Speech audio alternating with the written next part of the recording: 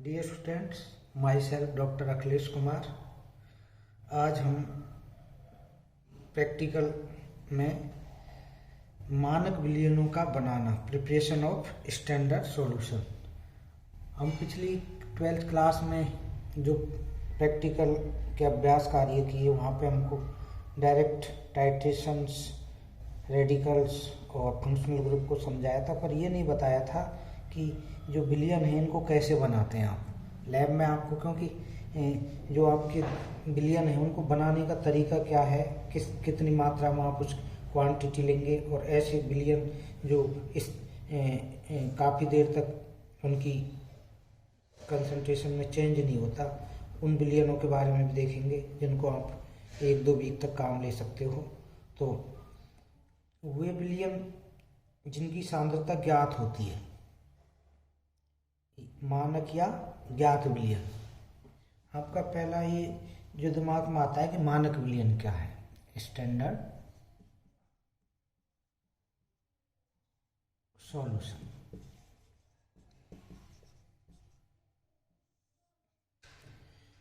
यानी वे विलयन जिनकी सांद्रता ज्ञात होती है, मानक या ज्ञात विलयन कहलाते हैं।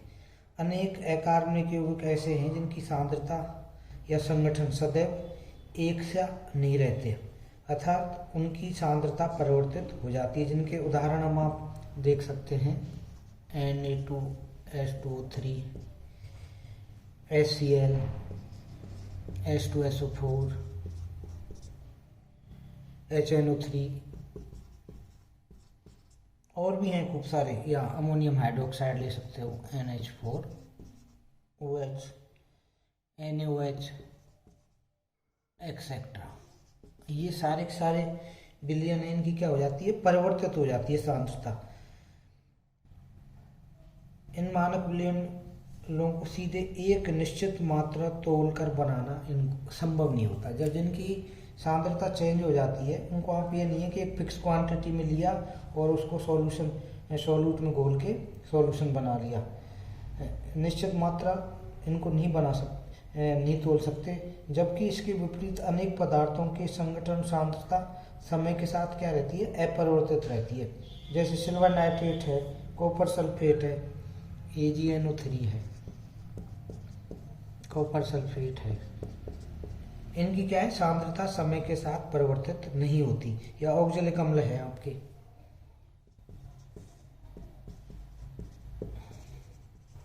इनकी भी समय के साथ परिवर्तित नहीं होती।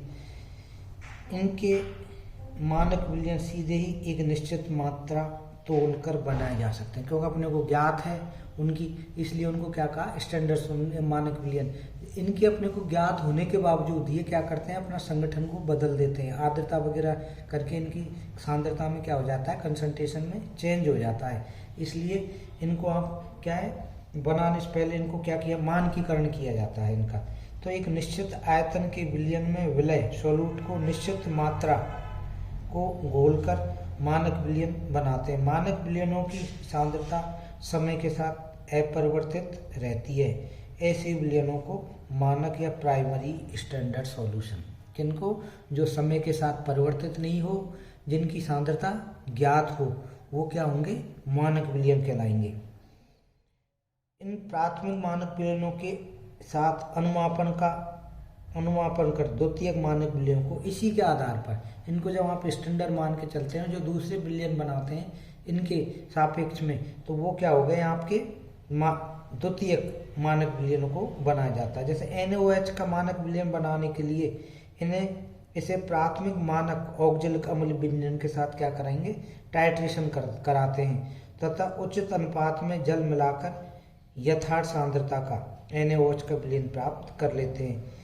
तो यहाँ हम क्या कुछ ऐसे जो मानक विलयन बनाना है उनके थ्रू उनको भी देखेंगे, और सॉल्यूशन आप कैसे बनाते हैं। सबसे सिंपल जो आपके लैब में जाते हैं और कई आपको बहुत ज़्यादा काम आता है, वो क्या आता है, सोडियम हाइड्रोक्साइड, NaOH का।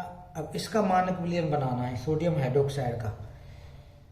अब इसका मानक विलयन बनाने के लिए आपको कि सेकेंडरी मानक विलयन बनाएंगे स्टैंडर्ड मानक विलयन के साथ टाइट्रेशन करके, तो ये क्या होता है, हाइग्रोस्कोपिक होता है, आर्द्रता ग्राही होता है। तो एनवायरनमेंट से क्या है, वायु की नमी को सोख लेता है, जिससे इसकी मानक विलयन सीधे नहीं बना सकते, क्योंकि इसकी क्या हो रही है, कंसंट्रेशन या सांद्रता चेंज हो रही है।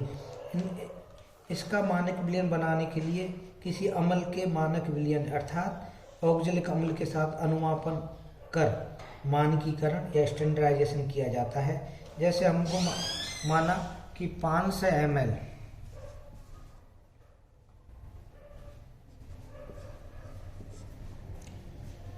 मिली का 500 ml क्या बनाना है, NOH का NY10 का सॉल्यूशन बनाना है, आपको विलयन बनाना है। तो इसके लिए आवश्यक ठोस कितनी आवश्यक अपने को NOH की जरूरत होगी। तो इसके लिए क्या करेंगे आप, इसका आप जानते हो मॉलिक्यूलर वेट कितना है NOH का, 40, ठीक है। और कितने में, 500 ml का बनाना है। और 1 लीटर इसको अपन ने वो लिया, NY10 क्या थी, इसकी कंसंट्रेशन आपको लेनी है। तो कितने ग्राम आपको पदार्थ लेना पड़ेगा इसका, जब इसको आप सॉल्व करोगे तो आपके कितना हो जाएगा,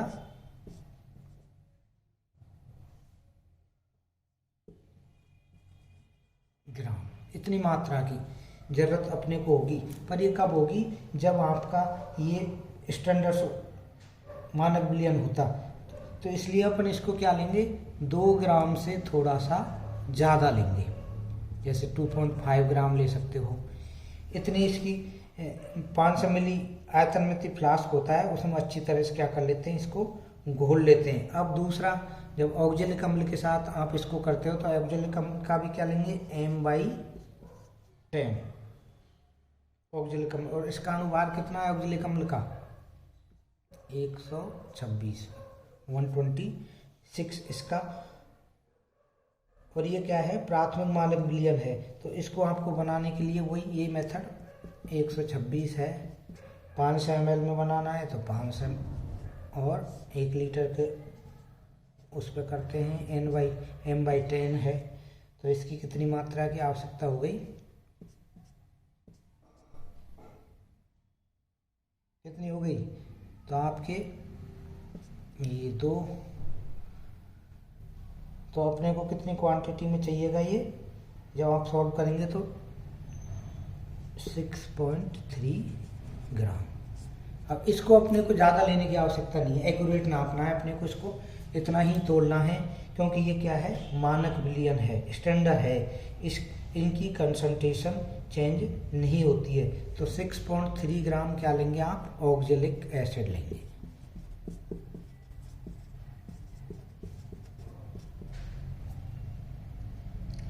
अब आप क्या करोगे, इसको वही आयतन में थी फ्लास्क में जल में घोल कर इसको आप क्या करोगे, वाटर में घोल लेंगे, पानी में इसको भी घोल लेंगे। फिर इसका क्या करना है, फिनोप्थलीन इंडिकेटर, इसमें आप क्या लेते हैं, इंडिकेटर, जिससे क्या आपको पता चल जाए कि कहाँ पर आपकी टाइप रिएक्शन कंप्लीट हो रही है। तो फिनोप्थलीन सूचक का उपयोग कर क्या करते हैं अपन, अनुमापन टाइट्रेशन करते हैं। तत्पश्चात सोडियम हाइड्रोक्साइड विलयन की सांद्रता की, अब इसकी अपने को गणना करनी है टाइट्रेशन की। तो आपके गणना करने का तरीका क्या है, वही N1V1 N2V2 की सहायता से। माना NOH की सांद्रता कितनी है यहाँ पे, M/7, या ये कहते हैं 0.1428 है। NOH के लिए N बराबर M, तो यानी अपने को V निकालना है। तो आप क्या करोगे,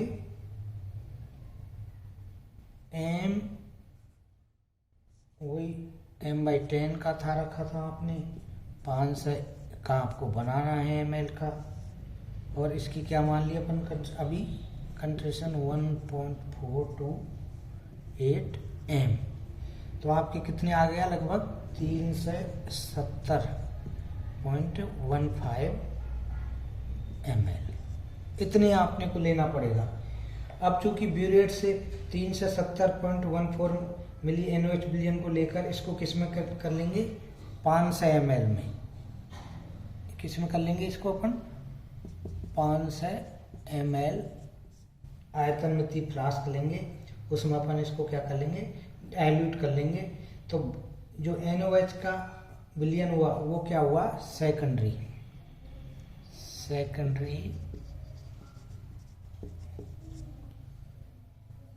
स्टैंडर्ड सॉल्यूशन आपके बन गया।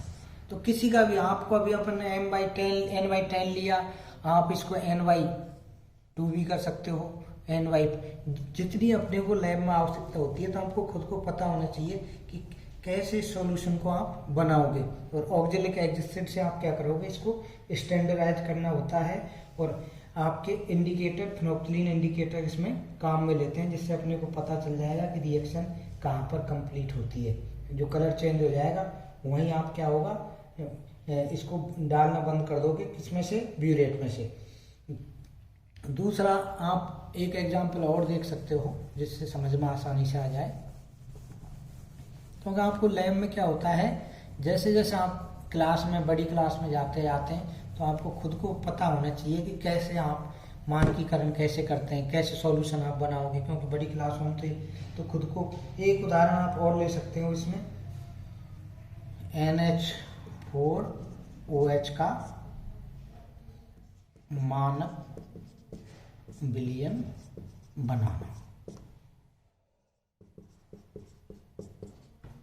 इसका बनाना है, क्योंकि NaOH का आपने देख लिया कि NaOH को कैसे बनाते हैं। अब इसको कैसे बनाना है, तो माना हम 250 ml ने 250 ml 0.1 m यानी M/10 सांद्रता का NaOH विलयन बनाना है। तो इसके लिए अमोनिया की बोतल, जिसमें अमोनिया की सांद्रता लगभग, अब क्योंकि अमोनियम हाइड्रोक्साइड किससे बन रहा है, अमोनिया और वाटर से, तो अमोनिया की सांद्रता आपने क्या थी, NH3 की बोतल पर देखी कि सांद्रता 14.8 m है, लगभग है। तो इसकी कितनी मात्रा लेंगे अपन, वही N/0.1 m का बनाना है आपको, तो 0.1 इंटू 250 ml बनाना है। और 148 क्या है इसका, 4.8 इसकी आप अमोनिया की है, तो इसका क्या होगा, सॉल्व करेंगे तो 1.68 ml इतनी अपने को अमोनिया की जरूरत पड़ेगी। अमोनिया की तुलना में अधिक अमोनिया, यानी अपने क्या हुआ, ये तो मिनिमम है, और उसकी कंसंट्रेशन चेंज हो जाती है, हाइग्रोस्कोपिक होते हैं। तो इसको अपन ने क्या ले लिया, लगभग 3 ml ले लिया, 3 ml को आपने लिया है। इसे लेकर 250 मिली के आयतन मिति फ्लास्क में स्थानांतरित करके उसमें क्या कराओगे, आसुत जल मिलाकर आयतन को 250 ml तक कर लेंगे। उसके बाद अमोनियम विलयन को वही किसके साथ, HCl विलयन के साथ, इसको किसके साथ करेंगे, HCl के साथ आप टाइट्रेशन करेंगे इसकी। और इंडिकेटर क्या होगा आपके, मेथिल ऑरेंज, क्योंकि ये अलग अलग pH पर निर्भर करता है, इसलिए इंडिकेटर भी चेंज हो जाता है। क्योंकि ये क्या है, अमोनियम हाइड्रोक्साइड वीक बेस है, जबकि NaOH वहाँ पर क्या था, स्ट्रॉन्ग था। तो एसिड और बेस दोनों के आधार पर क्या होता है, इंडिकेटर काम में लेते हैं। इसकी सांद्रता जब अपने को गणना करनी है, तो वही फॉर्मूला आपका N1V1 N2V2। इसे उचित मात्रा तक ब्यूरेट की सहायता से आयतन मिति फ्लास्क में लेकर आसुत जल में 1.1 m सांद्रता का NaOH विलयन बनाते हैं। यानी उसी तरह से आप कैलकुलेशन कर लोगे जो आपने NaOH की थी, उस आधार पर आप इसको क्या बना सकते हो, इसका द्वितीयक मानक विलयन, स्टैंडर्ड से आप क्या कर सकते हैं, द्वितीयक मानक विलयन बना सकते हैं। एक उदाहरण और अपन इसमें देखेंगे जो कि आपके इनमें एसिड्स में आता है, जैसे HCl है, HNO3 है, सल्फ्यूरिक अम्ल है, उनको आप कैसे बनाओगे, क्योंकि उनका क्या होता है, उनकी जो बोतल है उसकी सीसी पे उपलब्ध रहता है और उसके आधार पर अपन क्या करते हैं, निकालते हैं। तो जैसे ये जो HCl, H2SO4, एसिटिक एसिड आदि अम्लों के विलयन को कभी भी प्राथमिक विलयन के रूप में नहीं होते, इनमें कोई भी स्टैंडर्डाइज नहीं होता, तो इनको अपने को स्टैंडर्ड करना पड़ता है क्योंकि इनकी सांद्रताएं कभी निश्चित नहीं होती हैं। अतः इनके मानक विलयन बनाने के लिए निश्चित सांद्रता से कुछ अधिक सांद्रता का विलयन बनाकर उसका क्या करते हैं, स्टैंडर्डाइजेशन करते हैं। जैसे आप जब कभी बोतल, इसकी जो बोतल होती है उसमें आपको देखा होगा विलयन की मोलर सांद्रता, नॉर्मलता सारी लिखी हुई होती है, तो उसके आधार पर आप इसको निकाल सकते हैं। जैसे अपन एक करके देखते हैं, एक उदाहरण, वही N1V1 बराबर N2 V2। माना प्रयोगशाला में 11.6 N का सांद्रता है। जब आप उसको देखोगे प्योर जो आपका HCl का सॉल्यूशन होगा उस पर कितना लिखा रहेगा, 11.6 N किसका, HCl। अब हम क्या करेंगे, N1 नॉर्मलता इसकी, V1 माना क्या मान लिया अपन ने, X, और आपकी बनाना क्या चाह रहे हैं, 0.1 N का, और कितने में, 250 ml आपकी बोतल है, 250 ml कॉन्केल फ्लास्क आपने लिया है, तो X कितने के बराबर आएगा, 0.1 इंटू 250, ये तो एजिटी है, और इसमें आप क्या निकाल लोगे, N1 के लिए आप कितना लिया आपने, उसका बोतल पे लिखा हुआ है 11.6 N। तो आपकी क्या आ जाएगा आंसर, इसको सॉल्व करेंगे तो 2.1 ml। तो आपको कितना लेना पड़ेगा उसका, 2.1 ml आपको उसका तो कंसंट्रेशन। तो इसके आधार पर अपन X की वैल्यू निकाल लिया आपने, तो आपका क्या हो जाएगा, उसकी नॉर्मलता निकल जाएगी, जिसका भी आपको स्टैंडर्ड करना है। तो इस आधार पर हम इन HCl, नाइट्रिक एसिड, सल्फ्यूरिक अम्ल, फास्फोरिक अम्ल, एसिटिक अम्ल, द्रव अमोनिया, सभी की बोतलों पर आपकी इसकी क्या लिखी रहती है, नॉर्मलता लिखी हुई होती है, कितने उसका है। तो उस आधार पर अपन क्या कर सकते हैं, बना सकते हैं, किसी का भी सॉल्यूशन आसानी से अपन बना सकते हैं। यदि इसमें आप वो चेंज करते हैं कंसंट्रेशन, या आपको 250 की जगह 500 ml मिली बनाना है, तो उसी आधार पर अपन क्या कर लेंगे, ये वैल्यू क्या करेंगे, चेंज कर देंगे। आपको कितनी आवश्यकता है, 1 लीटर की है या आधा लीटर की है, इस आधार पर अपन क्या निकाल सकते हैं, इनकी मानक विलयनों की कंसंट्रेशन निकाल सकते हैं। इसमें एक और एग्जाम्पल है, इसके अलावा भी आपके कई बार आता है, हाइपो सॉल्यूशन कैसे बनाते हैं। हाइपो का आप नाम सुना होगा, हाइपो का नाम क्या बोलते हो आप, सोडियम थायोसल्फेट। क्यों प्रैक्टिकल में पूछते हैं आपसे कि हाइपो सॉल्यूशन का फॉर्मूला बताइए, हाइपो क्या है, तो आपको इसका पता होना चाहिए। तो हाइपो का फॉर्मूला क्या है, Na2H2O3, या इसको क्या बोलोगे आप, सोडियम थायोसल्फेट। इसका अपने को मानक विलयन बनाना है और 500 ml बनाना है। तो m का कितना बनाना है, 500 ml बनाना है, और m/10। अणुभार कितना है इसका, हाइपो का 248.18।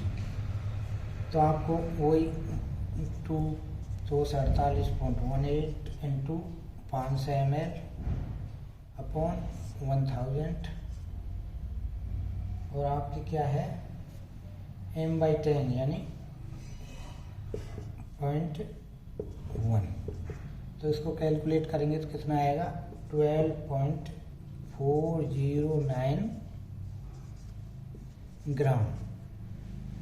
इसके लिए आवश्यक मात्रा में थोड़ा ज़्यादा, यानी अब अपने को 12 तो अपन लगभग कितना ले सकते हैं, 15 ग्राम के आसपास। इसको लिया आपने 500 मिली के आयतन में थी, फ्लास्क में लेकर जल में घोलकर इसको विलयन बनाते हैं। अब इसको किसके साथ करना है, कॉपर सल्फेट के साथ करना है। स्टैंडर्डाइज उसका भी 0.1 m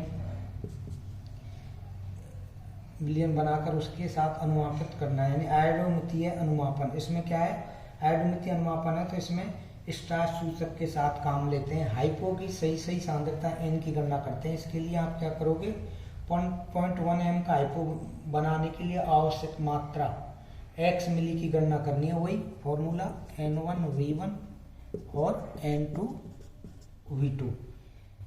इसके x वाले को आप मान लिए क्या, x मान लिया v1 को, जिसे ज्ञात कर सकते हैं। x मिली को ब्यूरेट की सहायता से 500 मिली के आयतन मिति फ्लास्क में लेकर उसे आश्रित जल से तनु करते हैं। प्राप्त विलयन हाइपो का 1 m सांद्रता का विलयन आपको तैयार हो जाएगा। तो किसी भी आपके सांद्रता का विलयन बनाना है तो आपको उसकी एक तो देखना है कि उसका मॉलिक्यूलर वेट क्या है, और वो 1 n या m में किस में है, उसी के आधार पर आप क्या उसको बना सकते हो और बड़ी आसानी से। जैसे आपने पहले n/10 का ऑक्जेलिक का मानक विलयन बनाना है तो आपको क्या करना है, कितने ग्राम लेना है, 6.3 ग्राम ऑक्जेलिक अम्ल, और n/10 का क्या है आपका कंसंट्रेशन उसकी n/ऑक्जेलिक अम्ल बनाने के लिए, वही आपको सीधा उसका मॉलिक्यूलर वेट देखना है। इस आधार पर आप क्या किसी का भी, क्योंकि आपने 12th में जो वहाँ पे आए आपको तैयार मिलते थे, जबकि आगे की क्लास में आपको कई बार ये कहा जाता है कि 1 m का सॉल्यूशन बनाना है और उसकी आपको देखनी है कि इसकी क्या नॉर्मलता है, तो उसके आधार पर आप आसानी से बना सकते हो।